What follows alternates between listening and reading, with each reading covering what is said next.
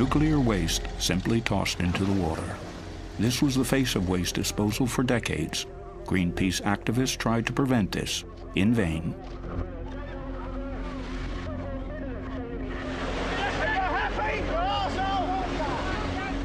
So what's the story behind all this dangerous radioactive waste in the sea? We have been conducting research for a year now in an attempt to find out what became of the barrels of nuclear waste. We also discovered pipes through which the nuclear waste is pumped into the sea. We visited fish markets, met experts. And so for that, we need to measure. As well as a lot of people who are scared about radiation. We asked politicians about the legacy of the nuclear industry, what's actually going on down there at the bottom of the sea.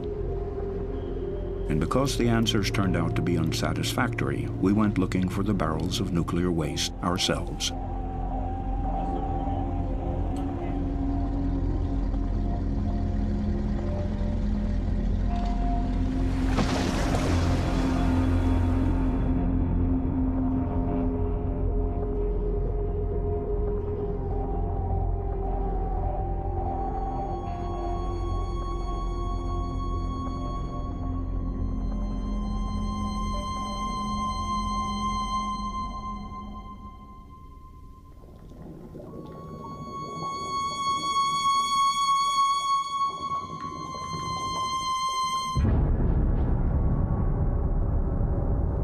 We are going to get to the bottom of what happened in the past. We want to know, where is it radioactive, and what is the source of radiation off the coasts of Europe?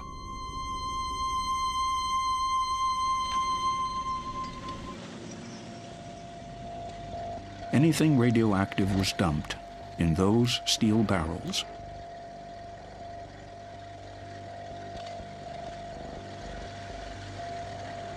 Contents: low-level radioactive waste from hospitals, but also radioactive waste from nuclear plants across Europe. For decades, the nuclear industry has used the sea as a dump site.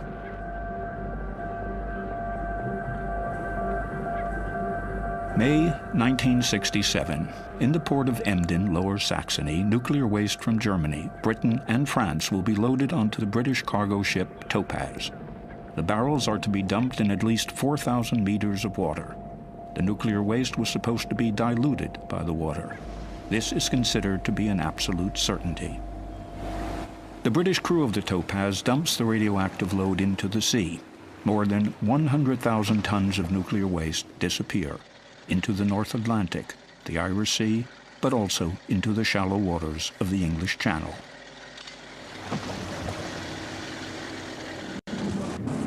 Then in the mid-1970s, Greenpeace stages various actions and raises awareness about these dumping activities. An outcry resounds across Europe.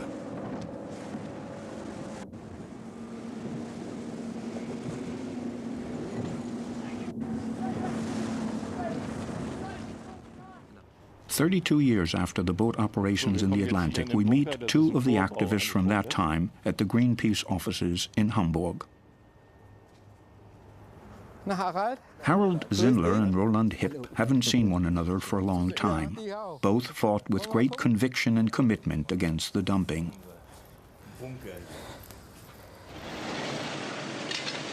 We show Harold Zindler the video footage. Even today, years later, a chill runs down his spine. This is cynical. But the nuclear industry was unmoved by the Greenpeace actions. The dumping continued. Environmentalists were criminalized and attacked.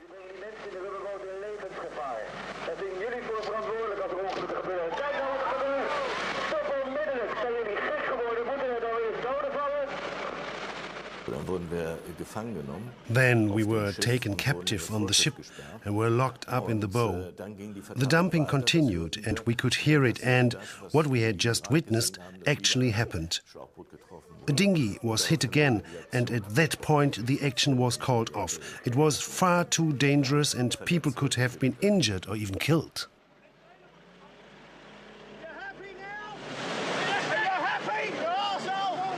These events took place more than 3 decades ago. What has happened to the nuclear waste down there on the ocean floor since then? Who knows anything more about it? Come in. Thank you. We meet with the nuclear physicist John Large in London. He was involved in the development of a British atomic bomb in the 1960s and knows a lot about the dumping, particularly by the military. Large owns an extraordinary souvenir, a non-radioactive fuel rod from the Sellafield nuclear facility. Fuel rods of this kind were sunk deep in the ground. Large tells us something surprising. The men on the ship were being exposed to radioactivity while they were on the ship. So the ship was making its way to its dump site. Those men were like ticking clocks. The longer they stayed near the waste, the better. So it was on the captain to actually reach his allocated dump site within a certain time. If the ship ran into weather difficulties or was making a bad headway, it was slow, the captain was not concerned necessarily about where to dump the waste, but the time that the crew were being, and himself, were being exposed to radioactivity. So when the clock ran out, that's when they dumped. So there can be no assurance that the radioactive waste was dumped where the civil servants said it was dumped. So how can these barrels ever be located for, say, control purposes?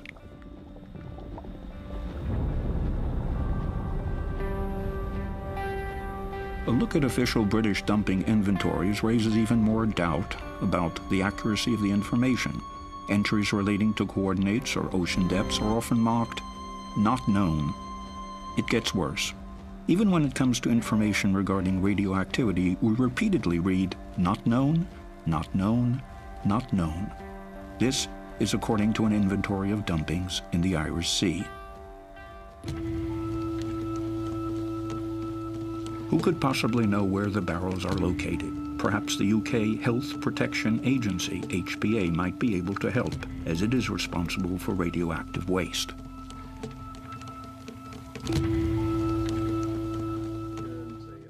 We meet Dr. Joan Konner, departmental head of the Center for Radiation, Chemical, and Environmental Hazards.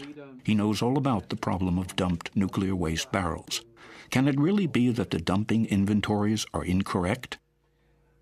I would be surprised if there were other disposals which were not included, but of course you cannot completely exclude that. The military did never tell you what they dump.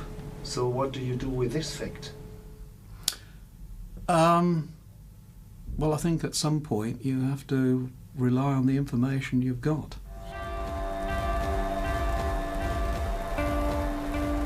The UK nuclear reprocessing site Sellafield, formerly Windscale. The atomic waste also came from here and disappeared into the Irish Sea, into the Channel, into the Atlantic. The suspicion, highly radioactive nuclear waste may have been dumped. It was officially banned.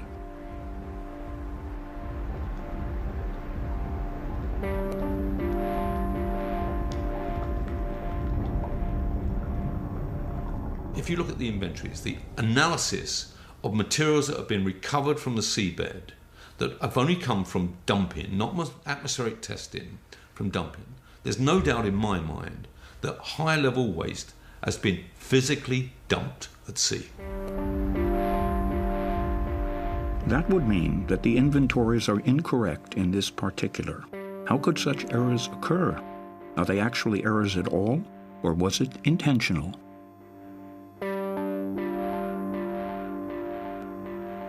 With the powers that are written in a future Michael Meacher might know more about this. He was Minister of State for the Environment from 1997 to 2003 and an opponent of the dumping policy. Charging for workplace parking levies and other measures which local authorities will put into their local trial.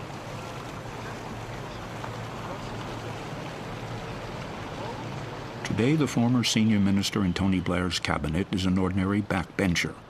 We show him the inventories. Who made false statements? Who knew anything about the dumpings? I'd be very glad to have a project here, and it's often likely to be a minor. The Commission will give guidance and advice to ensure that I suspect that that was an agreement between the Ministry of Defence, the Army, and the nuclear industry. I presume this was, I won't say a plot, but this was an agreement between them all to do something which they would rather not anyone knew about. And that's why it's now impossible to get the information about exactly what was done, where it was done. I think we have a pretty good idea where it was done, but we don't know, and the quantity of it we certainly don't know, and the effects of dumping that in the sea over decades or centuries, again, we don't know. I mean, this is a sort of conspiracy. Even Greenpeace didn't know at that time how bad it was, but the protests were successful. The dumping of nuclear waste was forbidden worldwide in 1993. Greenpeace activists were celebrated as heroes, as in the case here in Vigo, Spain. For more than half a century, barrels of nuclear waste had been dumped into the sea in keeping with the motto at the time: the solution of pollution is dilution.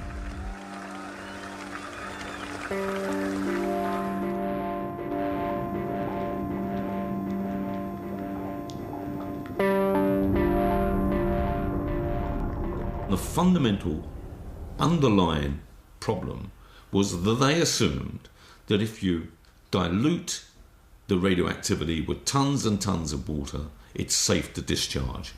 If you dump solid radioactive waste and it dissolves in tons and tons and tons of water, then it's safe to dispose of it in that way. And that is being proved wrong time and time and time again.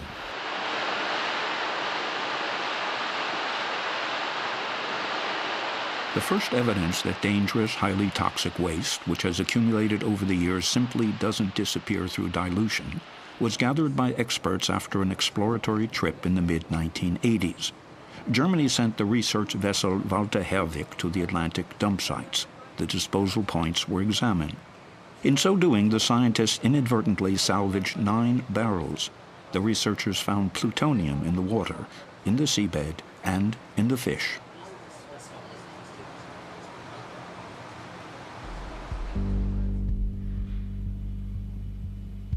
Internal papers from the Atomic Energy Agency, IAEA, state increased concentrations of plutonium in the dump sites indicate plutonium leaks from the barrels. So now the toxins have finally arrived in the biosphere.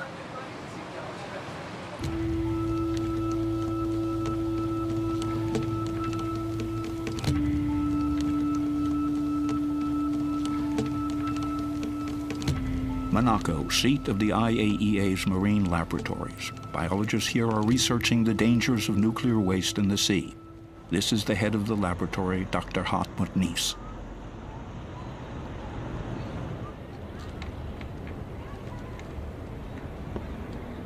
The experts feed contaminated food to marine animals. They want to find out how it will affect the organisms. Dr. Nies and his colleagues are also in charge of the barrels of dumped nuclear waste.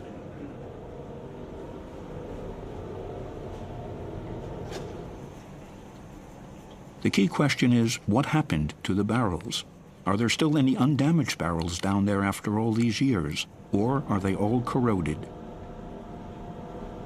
We examine the ocean floor constantly in any case, and we would certainly have noticed any barrels. So you would assume that the barrels in the English Channel would all have rusted open or have simply gone? I would assume so. And if you would now find undamaged barrels, wouldn't it be better to salvage them? If it's not going to cost me a lot to get them out, of course. Yes. There hasn't been a single new investigation into the dump sites for 12 years. Is Nies right? Are all the barrels corroded?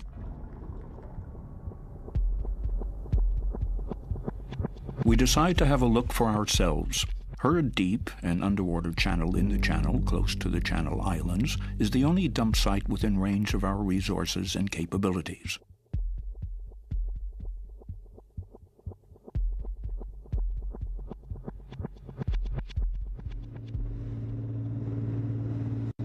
We have chartered a boat. Her Deep is approximately 10 nautical miles northwest of the Channel Islands, Alderney. A small submarine is supposed to provide us with video images. The unit is almost impossible to maneuver because the English Channel is known for its strong currents. The Greenpeace activist Harold Zindler is on board.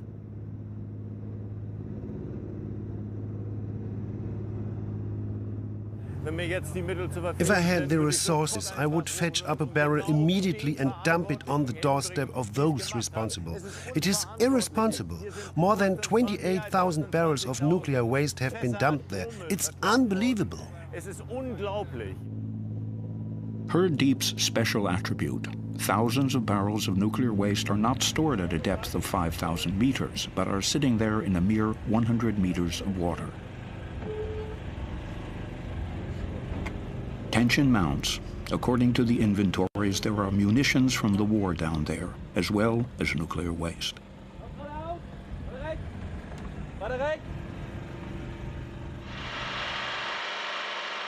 What are we going to find?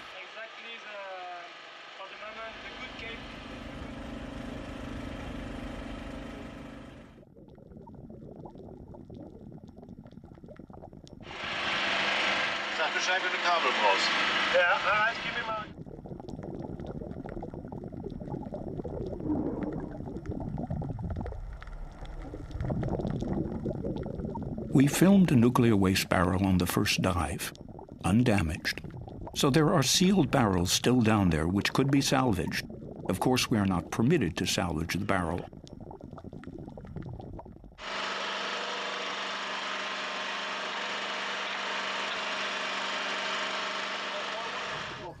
On the second dive, we also discover this totally corroded barrel. Up on the boat, the find leaves Harold Zindler upset. What shocked me most here, we discovered barrels very close to land in 140 meters of water in a place where we can even see Alderney and are looking towards France, which is barely 30 minutes away.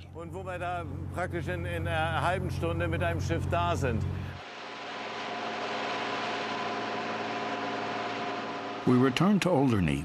What does this find mean for the residents of the island?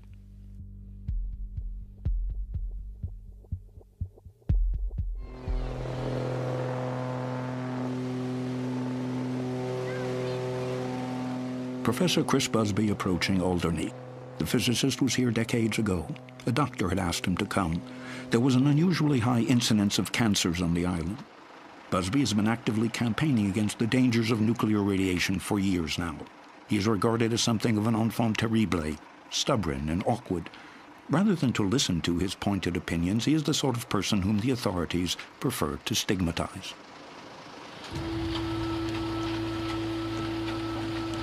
Alderney is a peaceful place. Time passes more slowly here than elsewhere. It has a total of 2,400 residents.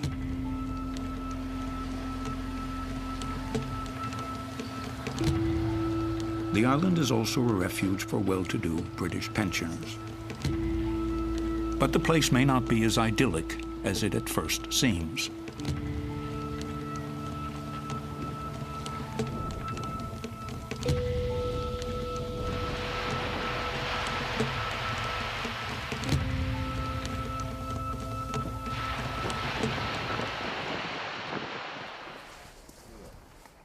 To our surprise, Busby first of all takes us to the cemetery. According to the thesis, you have to look for the victims. That will tell you more than any maximum radiation levels. 35. Where? There. No, for 50. So you only need to find one case of childhood leukemia on the whole island, and you've got an answer. You've got too many childhood leukemias. Too many. Another LIAM. We try to find out whether there really is an increased incidence of cancer deaths. However, the UK government keeps the precise statistics under lock and key. Data protection policy. Perhaps we'll find clues on the island. We take a stab at it and ask in the residential area near the cemetery about causes of death. One of the estate agent's first wives died from a brain tumour, and then when we came over a few years ago, his second wife had a brain tumour, but I think she's all right now. And there was actually a series on the television in England about operations where they filmed them live. And they filmed a chap having a brain tumour removed, and we found out that he was from Alderney, and he in fact died last year. But I think there's been a child here, at least one child with a brain tumour. We're going back to England. Statistically speaking, this would be very noticeable, but the authorities have only one thing to say to Chris Busby. Everything is fine. Wow. You're right. What's that? The professor goes with us to the beach. He wants to measure radiation. The competent UK authorities argue that both the quantity and levels of radiation were far too low to cause harm to people.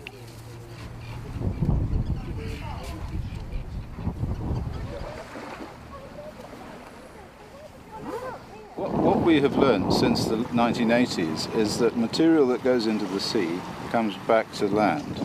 And it does this because the particles on the seabed, the very fine particles, attract the radioactivity, attract the plutonium and attract the cesium and all the other stuff. Professor Busby wants to go even further out.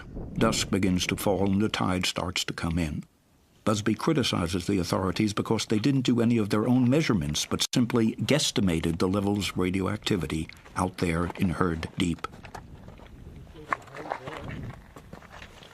I would expect to find cesium-137, ruthenium-106, a whole load of stuff. Plutonium. Plutonium? Yeah, for sure. So that might be quite poisonous here. Well, of course. Chris Busby's gamma spectrometer measures increased levels of radiation at this point. 204. But there was a hell of a lot of uranium from the Herd Deep. They dumped an enormous amount of enriched uranium in the Herd Deep. That was a very big amount of material there, so it's entirely possible that that also has ended up here. We also take readings with our Geiger counter. It is true, the level of radiation has increased. How dangerous is this for the people here on Alderney? Only requires one cell to be damaged to go on to form another cell and another cell and another cell and eventually form cancer. So every single dose, right down to a single radionuclide decay, has a finite probability of causing cancer. Is Busby on the right track, the outsider? And shouldn't the undamaged barrels be salvaged as a precaution? What does the director at the HPA, Dr. Joan Konner, have to say?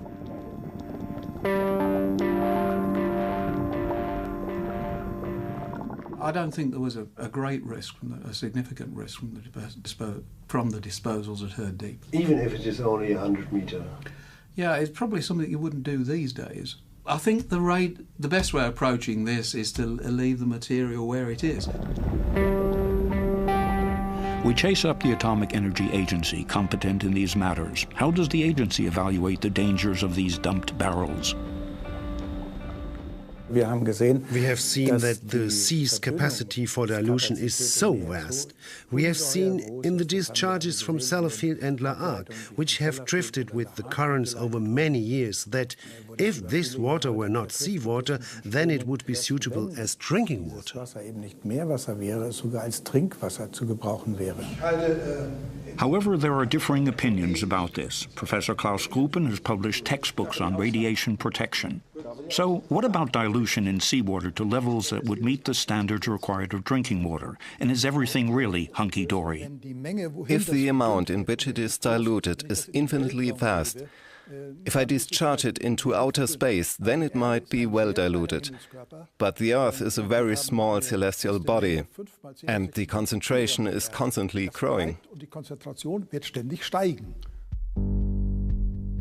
Our conclusion: the radioactivity is only spreading out instead of disappearing altogether through dilution. There are no exact details about the location and number of barrels, and there is disagreement as to whether they should be salvaged.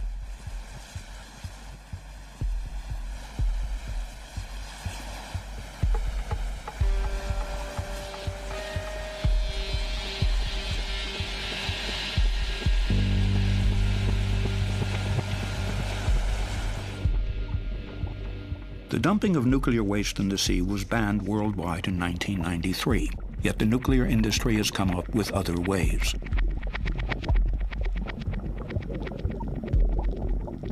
They no longer dump the barrels at sea. They built kilometers of underwater pipes through which the radioactive effluent now flows freely into the sea.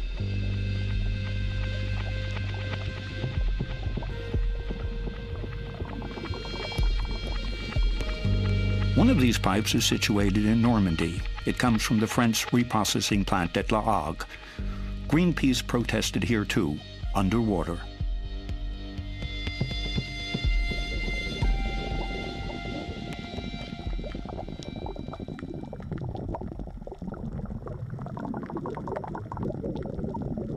To environmentalists, the matter is clear-cut. This method of disposal through pipes destroys the environment, just like the dumping of barrels. The advantage for the nuclear industry, no more bad press because of the barrels. For the disposal via waste pipes remains hidden from the public eye, quite literally. La Hague is the waste processing plant servicing nuclear waste from all over Europe. Germany's casters rolling into Normandy. But the people here are no longer willing to accept the abuse of the sea as a nuclear dustbin. David Boyer is a physicist, founder, and chairman of an environmental group. He is visiting a local primary school today and telling the children about radioactivity, toxic plutonium, and nuclear waste.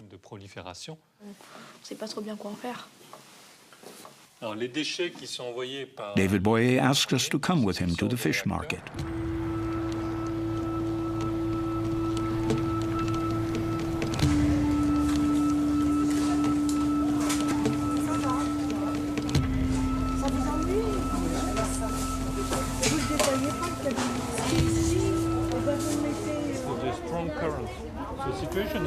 Depending on basis.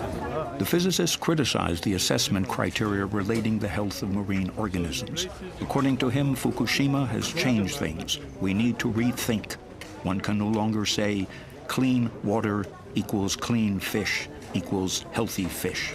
Some of them contaminated and some of them not. It's more difficult with fish because they move around. So one fish picked up someplace, might have been in a radioactive place, get contaminated. So in these mussels, you might find something. So what could be found in this mussel, for example? Some of the radioactive elements discharged by the reprocessing plant, like iodine, cobalt. So it's more like gambling, huh? Like you might be lucky or unlucky. The toxic waste from the reprocessing plant at La Hague is no longer a just local problem for the people of Normandy. According to Boyer, marine pollution is a European problem.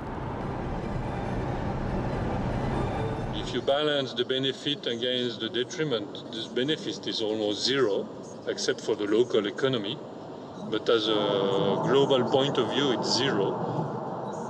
And the detriment is evident, so of course it is a sin.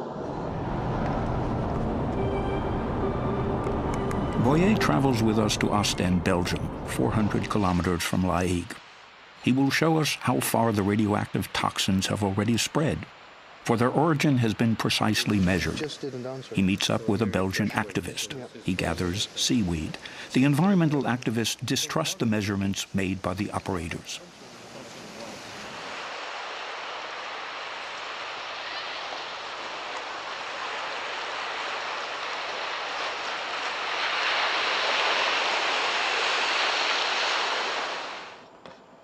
Boyer travels with us to Holland. He wants to collect seaweed samples for his lab here as well.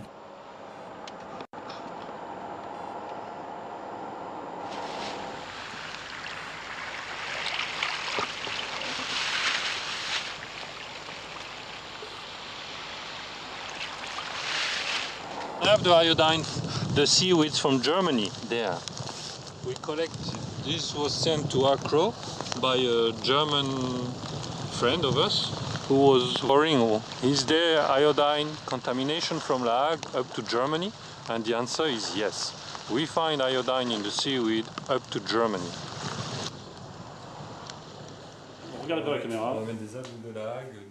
We are back in Accro's labs, the Citizens Initiative. The water that was just brought here by volunteers has given a 5-fold higher tritium value than the rating supplied by the French operator Arriva. It is now obvious why the citizens take their own measurements.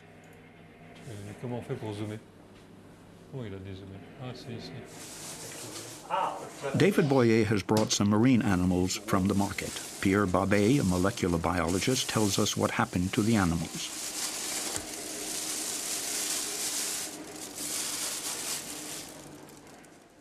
We now know that there is a very good exchange between the deep sea and the upper water layers.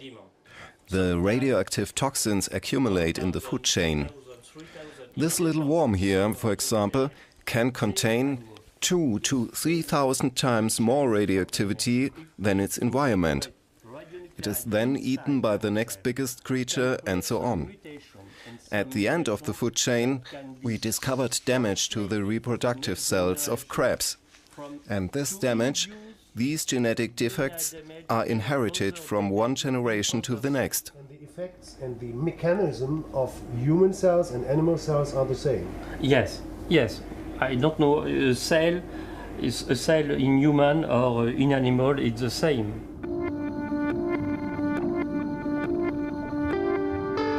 Highly toxic plutonium is found in gray seals off the coasts of Europe.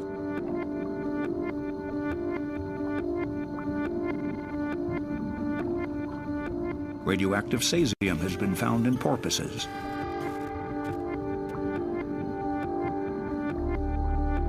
The animal impact upon future generations is unknown, so marine biologists insist every animal must be protected from radioactivity.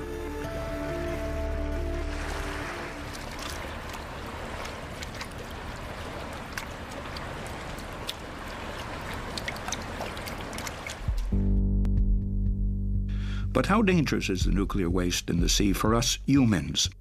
We look for answers to this question in the UK, in Sellafield. There have been some alarming reports from there. The second disposal pipe for Europe's nuclear waste is located in the north of England.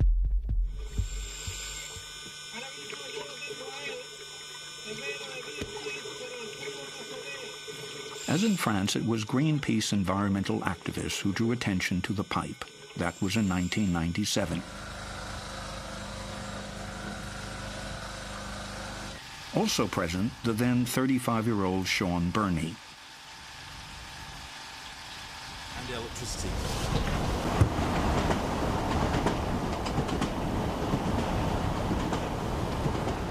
For nearly 2 decades, Burney has been actively campaigning against the discharges. It is a struggle for numbers, limits, but also the prerogative of interpretation. Burney is concerned about the people here on the coast. The government has had many of them examined.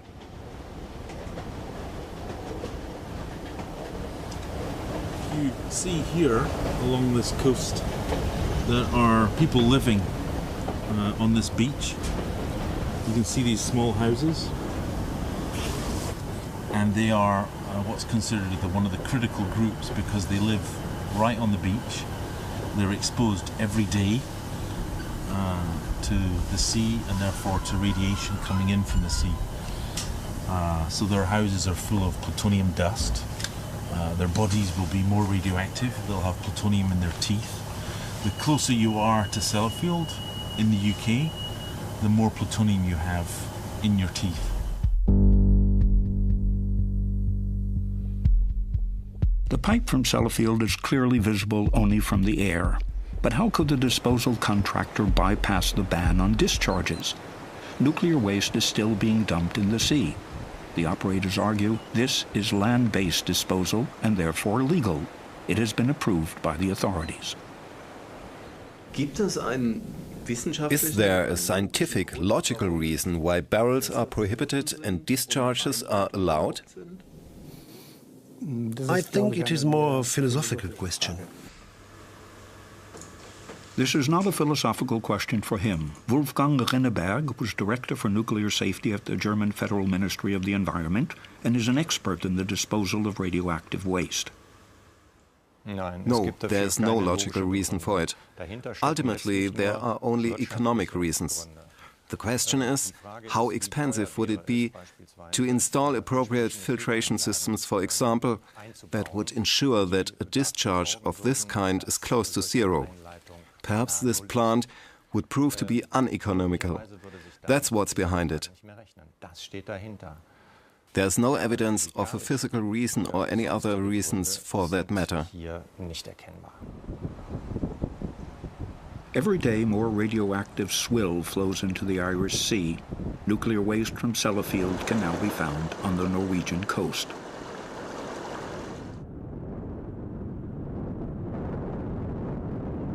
In the meantime, the local residents are given to believe all is under control here on the beaches around Sellafield. The staff at Sellafield make their presence felt. The operators and authorities both claim there is no risk. Checks and controls are being carried out all the time. And yet, plutonium can be found here on a daily basis. The toxic waste returns from the sea here as well. It leaches out, it dries, and is left lying on the beach. The people here have long since guessed that the dangers are greater than those responsible care to admit. We're not going to change the world. Little people don't do it. It's the big people that do that. So I've never heard any frightening tales. It could be kept quiet. It could be under the carpet. It might not be. But until I know, you know, the sea's being polluted all over the world. The beach at Sellafield has won an award for being one of the cleanest in England. Every day, a groundhog or a small excavator removes plutonium from the beach. A scanner locates small radioactive particles at a depth of 30 centimeters. In recent decades, the operator at Sellafield has tossed more than 500 kilograms of plutonium into the sea.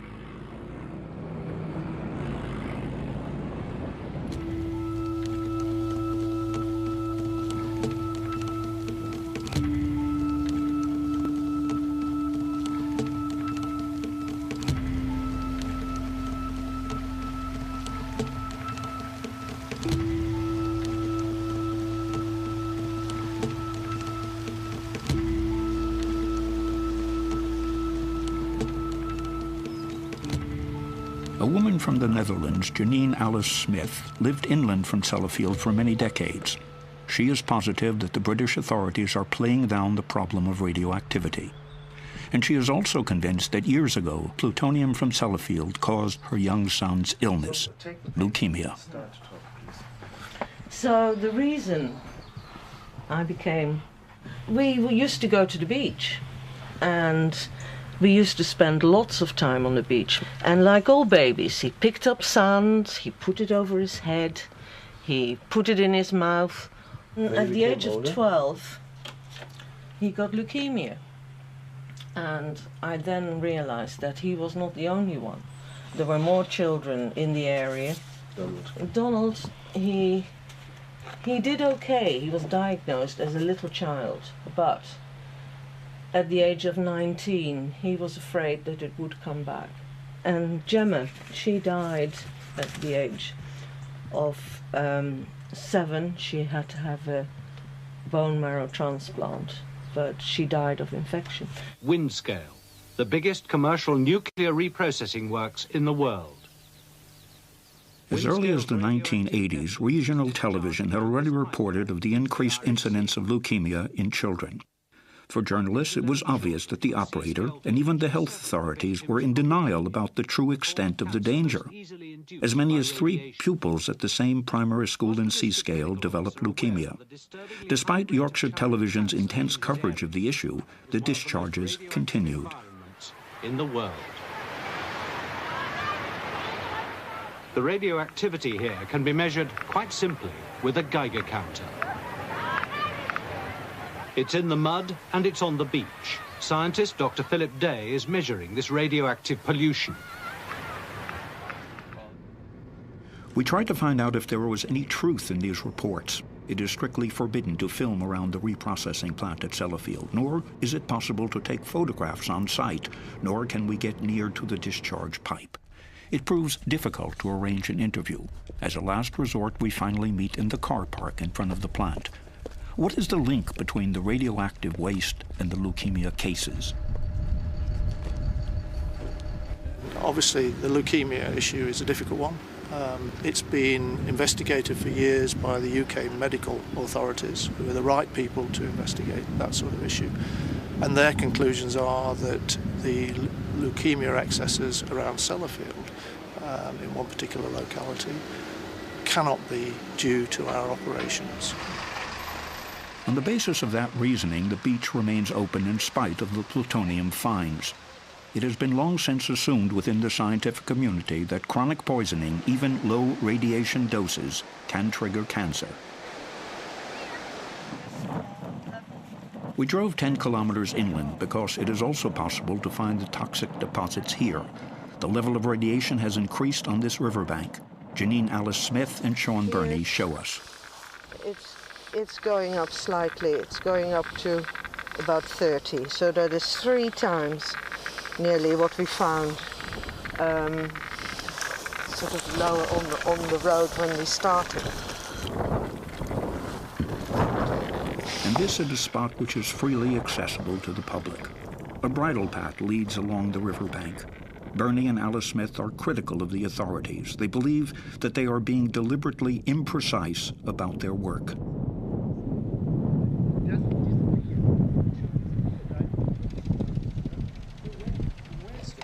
So when the authorities take a sample and they measure, they might take one sample here. What I used to say to journalists, they just want to know what happens from year to year. They don't want to know what happened 50 years ago. And, you know, they try and hide that, but it's there. So you don't take deep samples, they don't take deep samples. They take surface, very few samples are taken. So they get the evidence that they're looking for rather than what would be in the interests of public health. The authorities haven't even measured plutonium at this spot. We take a soil sample and will have it evaluated back in Germany at the University of Mainz. The result turns out to be alarming. The amount of plutonium is up to 10 times higher than the permissible limit. Okay, that's the first sample. The other sample will come from far more. How dangerous is it to live in Sellafield? Professor Richard Wakeford from the University of Manchester doesn't think it's that dangerous. The operators like to quote him. After having worked for almost 30 years in the nuclear industry, he is considered to be one of the luminaries on the subject of radiation risks. Yeah, well, I think that's... We go into the corner over there. Prepare the chair over there. Sure, okay. I assess the risks from radiation in an aircraft flight or living in Seascale to be very small, and it should really not be of major concern to parents or anyone else. There are much more important things to be worried about.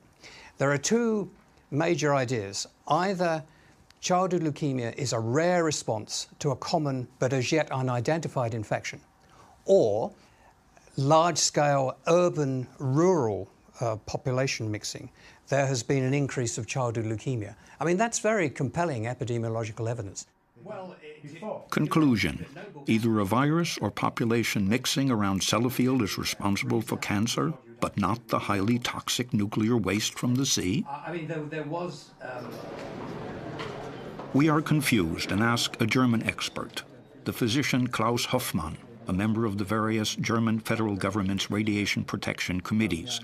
We meet the busy scientist in a Bonn hotel. What do you say when UK experts stand there and proclaim that these connections don't exist? Well, they are simply wrong. There is little evidence for the population mixing hypothesis, and there is absolutely no evidence of the virus hypothesis. There is neither a virus, nor are there antibodies. In other words, forget this whole infection hypothesis. These hypotheses that have arisen primarily to explain away any risk from radiation. Das Strahlenrisiko eben wegzudiskutieren.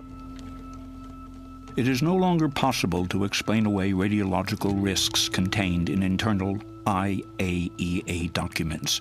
Here we read of the advantages, low energy costs, jobs. But there is also a record here of the very things Professor Wakeford is refuting. Radiation is indeed responsible for shorter life expectancy and premature death. Cancer is also named as the cause: leukemia, bone cancer, thyroid cancer, lung cancer. Here are private videos from a children's cancer ward in Wales. Professor Chris Busby sent them to us.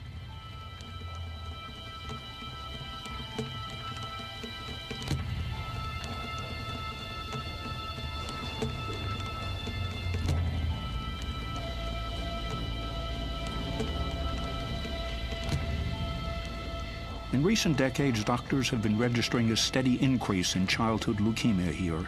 For the little ones, the treatment is torture. Everyone is convinced that the leukemia comes from Sellafield. Chris Busby asked us to visit him again.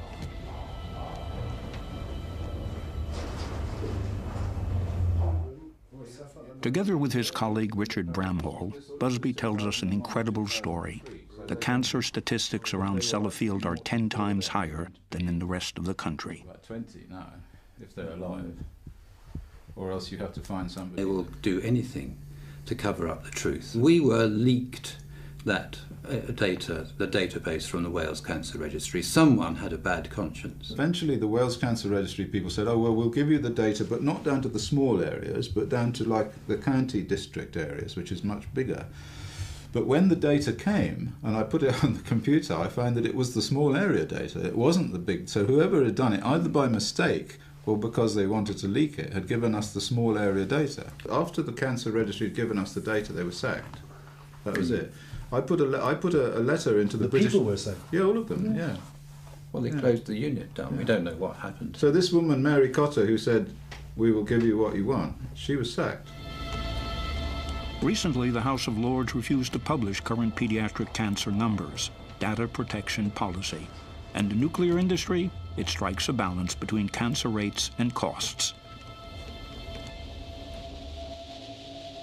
The effort required to protect people from radiation exposure should also take stock of the cost implications.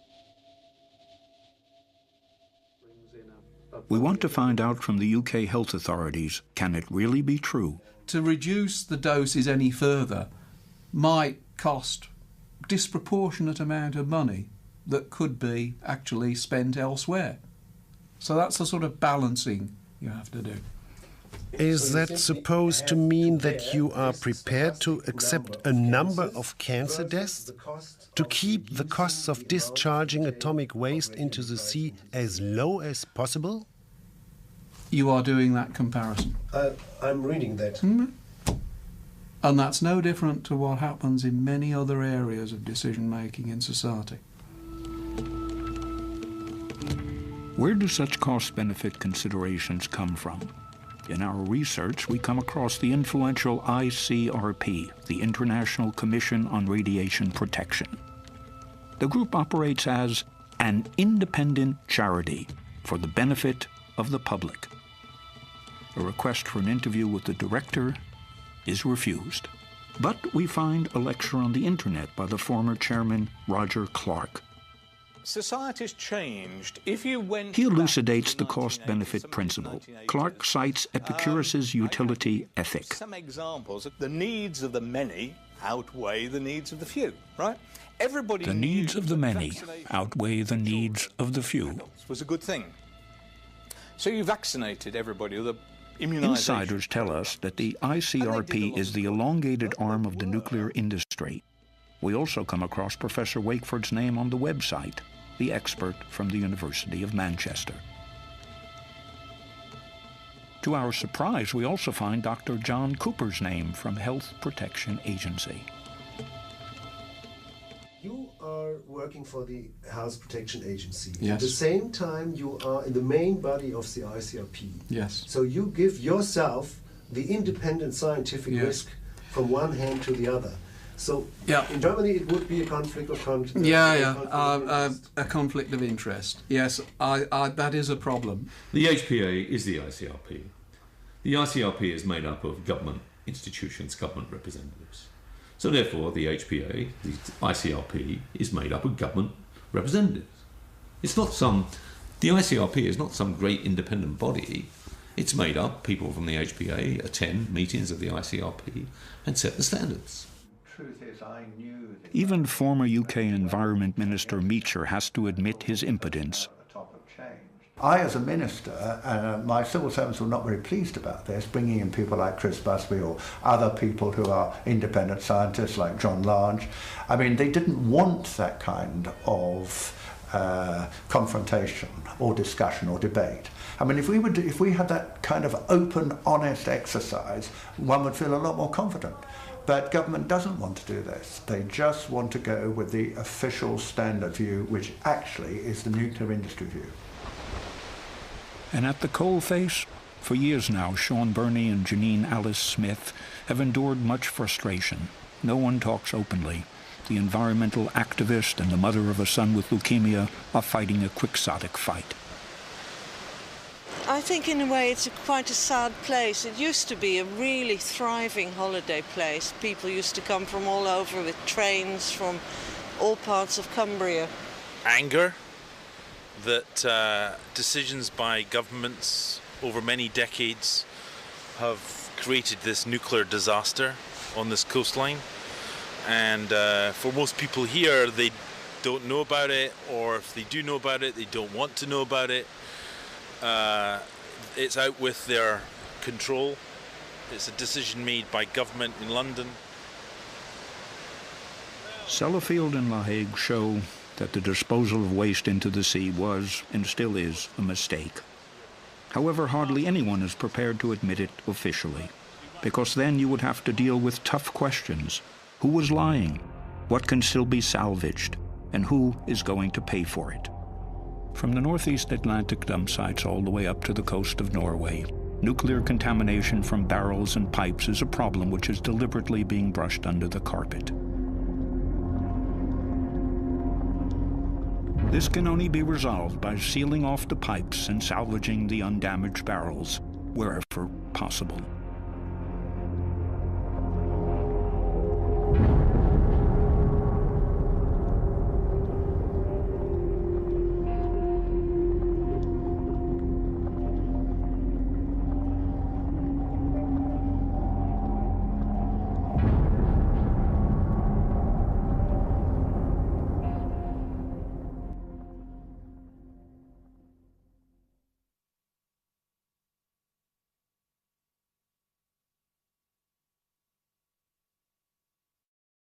We need to get subscribed and get this unity stronger and beat YouTube at their own game. Okay, that's what this is about. Like I say, go to the remix button, hit the remix button. That way you'll have this video and keep up with this. Otherwise, you know, YouTube's just going to control us, guys, and it's really bad. Offices in Hamburg. Harold Zindler and Roland Hipp haven't seen one another for a long time. Both fought with great conviction and commitment against the dumping.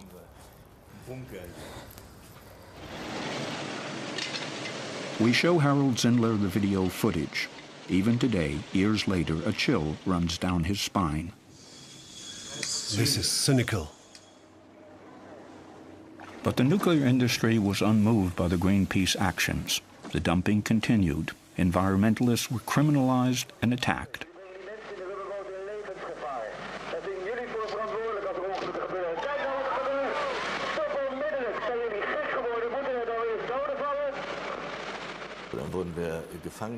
Then we were taken captive on the ship and were locked up in the bow. The dumping continued and we could hear it, and what we had just witnessed actually happened. The dinghy was hit again, and at that point the action was called off. It was far too dangerous and people could have been injured or even killed.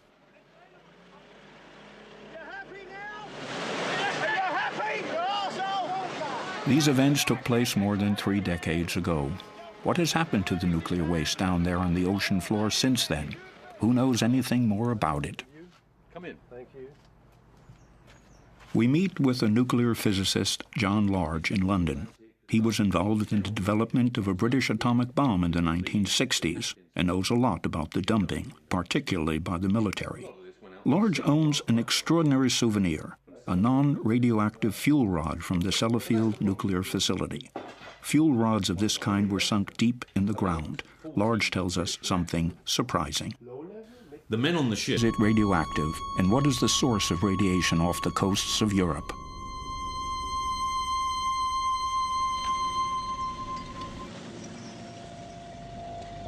Anything radioactive was dumped in those steel barrels.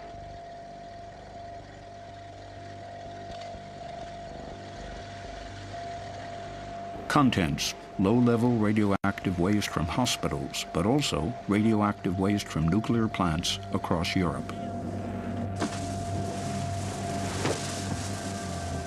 For decades, the nuclear industry has used the sea as a dump site.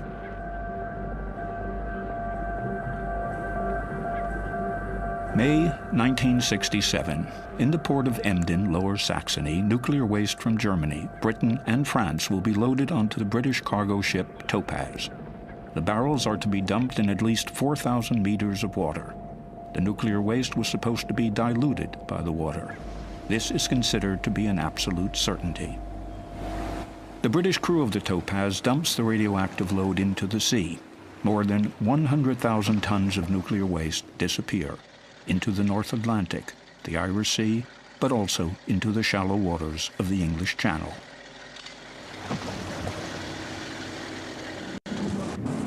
Then in the mid-1970s, Greenpeace stages various actions and raises awareness about these dumping activities. An outcry resounds across Europe.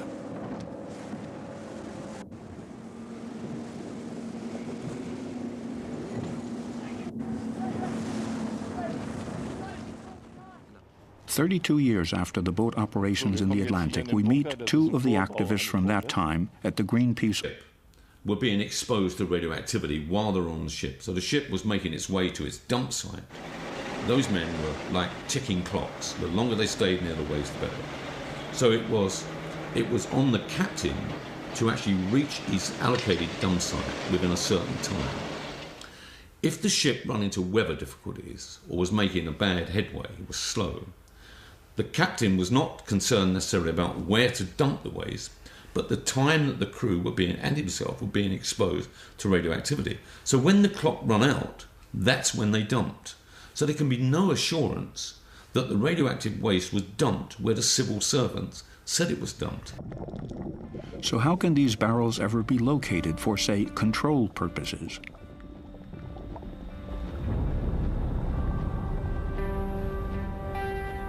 A look at official British dumping inventories raises even more doubt about the accuracy of the information. Entries relating to coordinates or ocean depths are often marked "not known." It gets worse. Even when it comes to information regarding radioactivity, we repeatedly read "not known, not known, not known." This is according to an inventory of dumpings in the Irish Sea. Who could possibly know where the barrels are located? Perhaps the UK Health Protection Agency, HPA, might be able to help, as it is responsible for radioactive waste.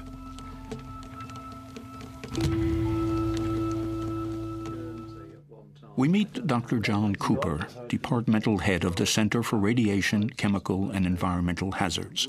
He knows all about the problem of dumped nuclear waste barrels. Can it really be that the dumping inventories are incorrect? I would be surprised if there were other disposals which were not included, but of course you cannot completely exclude that. The military did never tell you what they dump. So what do you do with this fact? Well, I think at some point you have to rely on the information you've got.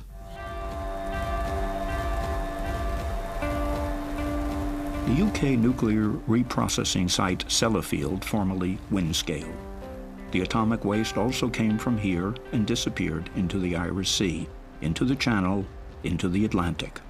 The suspicion: highly radioactive nuclear waste may have been dumped. It was officially banned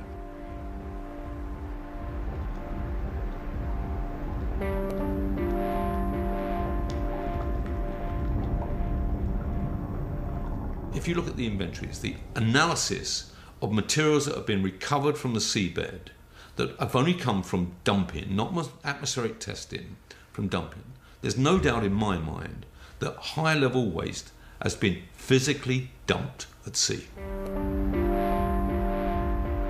That would mean that the inventories are incorrect in this particular. How could such errors occur? Are they actually errors at all, or was it intentional?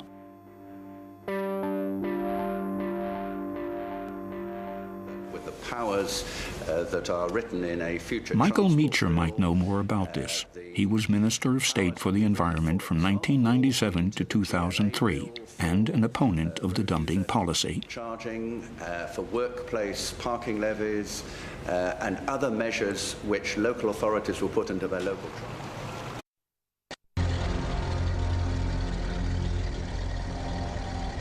Nuclear waste simply tossed into the water. This was the face of waste disposal for decades. Greenpeace activists tried to prevent this, in vain.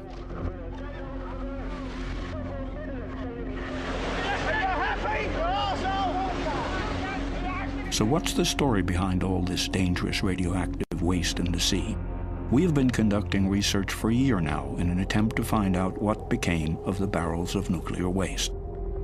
We also discovered pipes through which the nuclear waste is pumped into the sea. We visited fish markets, met experts. And so for that, we need to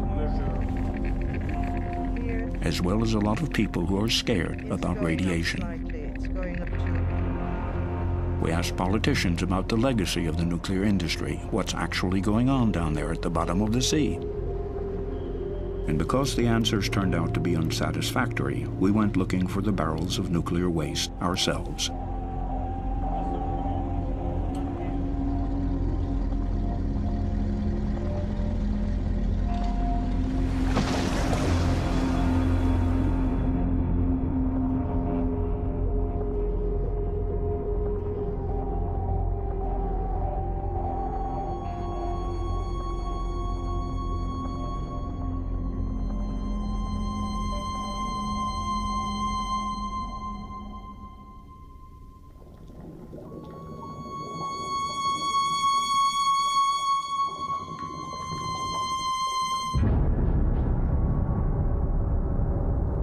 We are going to get to the bottom of what happened in the past. We want to know, where is